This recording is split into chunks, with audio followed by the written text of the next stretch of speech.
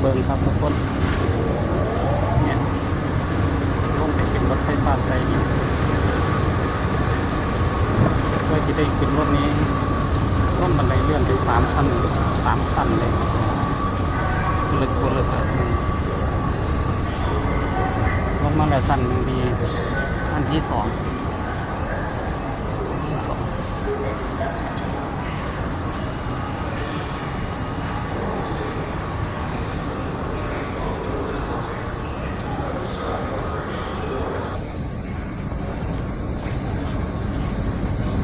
ลงมาชั้นที่3ถึงจะได้ขึ้นรถครับทุกคนชั้นที่3ชั้นนี้ยืนรอรถ